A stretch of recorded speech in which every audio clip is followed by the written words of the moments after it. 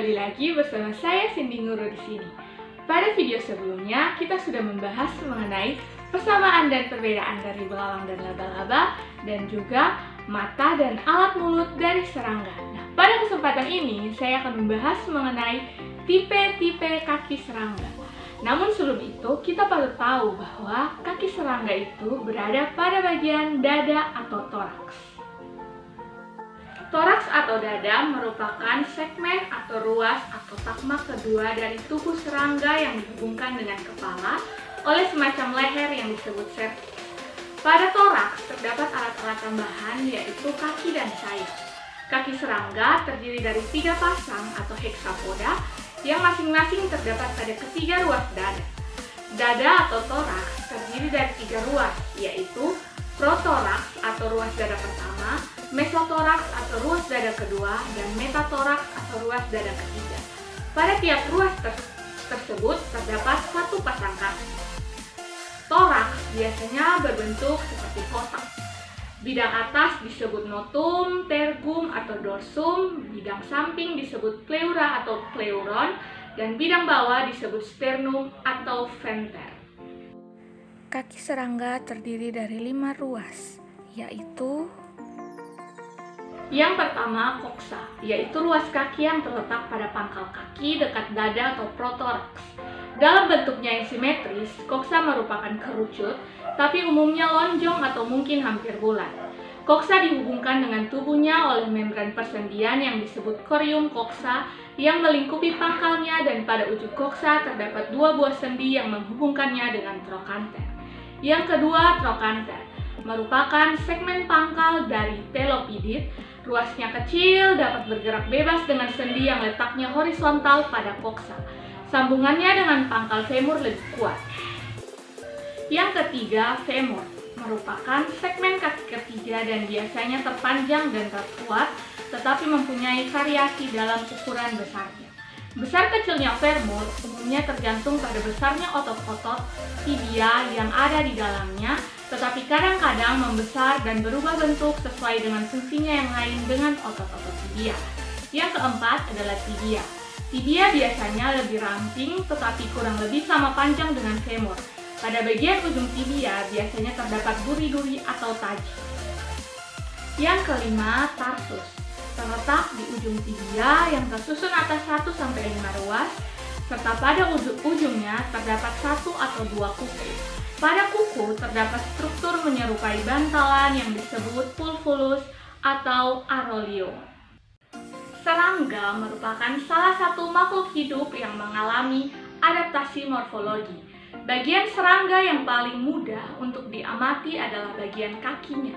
Pada dasarnya, kaki serangga terdiri atas beberapa bagian yang saling bekerja sama satu sama lain, namun beberapa jenis serangga memiliki bagian kaki yang mengalami modifikasi sesuai dengan habitat dan perilaku yang dimiliki oleh serangga. Kaki serangga terdiri dari beberapa tipe yang disesuaikan dengan fungsinya. Tipe kaki ambulatorial yaitu kaki untuk berjalan, tipe kaki kursorial yaitu kaki untuk berlari, tipe kaki saltatorial adalah kaki untuk meloncat, tipe kaki raptorial adalah kaki untuk menangkap dan mencengkram mangsa, tipe kaki fosorial yaitu kaki untuk menggali, tipe kaki natatorial adalah kaki untuk berenang, dan tipe kaki pembawa serbuk tali. Saya akan menjelaskan lebih rinci terkait dari tipe-tipe kaki yang saya sebutkan tadi. Yang pertama, tipe kaki ambulatorial yaitu kaki untuk berjalan yang ditandai dengan femur dan tibia yang lebih panjang dari bagian kaki lainnya. Tipe kaki ini merupakan bentuk kaki umum dari kaki serangga. Yang kedua, tipe kaki kursorial, yaitu kaki untuk berlari.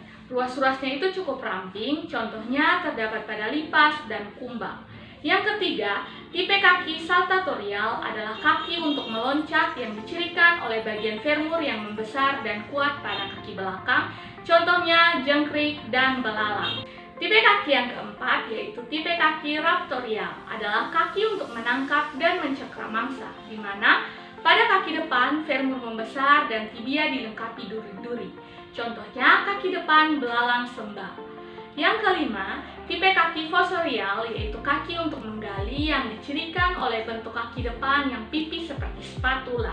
Contohnya anjing tanah maupun tonggeret. Yang keenam, tipe kaki natatorial adalah kaki untuk berenang dicirikan oleh bentuknya yang pipih serta adanya sekelompok rambut-rambut renang yang panjang. Contohnya kumbang penyelam dan kepinding kapal. Yang ketujuh, tipe kaki pembawa serbuk sari yang dicirikan oleh adanya rambut-rambut lebat, sisir serbuk sari dan keranjang serbuk sari pada kaki. Contohnya lebah madu.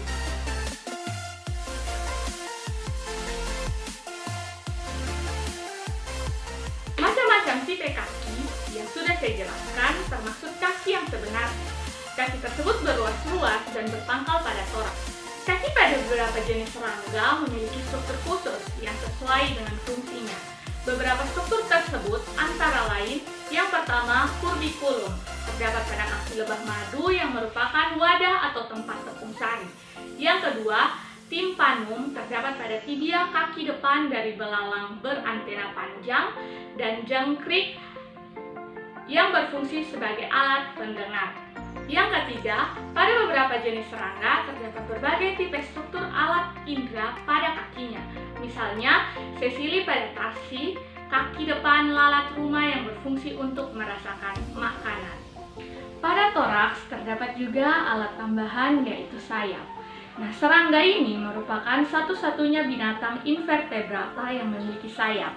Adanya sayap memungkinkan serangga dapat cepat menyebar atau mobilitas dari satu tempat ke tempat lain dan menghindar dari bahaya yang mengancamnya.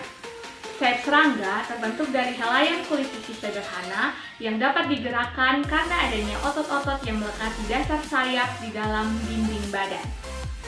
Sayap serangga pada umumnya terdiri dari dua pasang, meskipun pada lalat hanya terdiri dari satu pasang.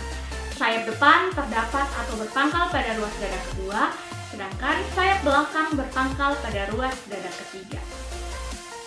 Jika pada serangga terdapat hanya sepasang sayap, sayap tersebut akan terletak pada mesotoraks.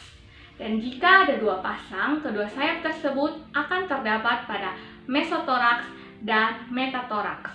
Terdapat beberapa modifikasi sayap, antara lain yaitu hemelitra atau tunggal, dari kata hemelitron, yaitu sayap depan debuk atau sebangsa kepik, tegmina atau tunggal tekmon yang merupakan sayap depan dari serangga golongan belalang, dan elytra atau elytron yang merupakan sayap depan dari sebangsa kumbang.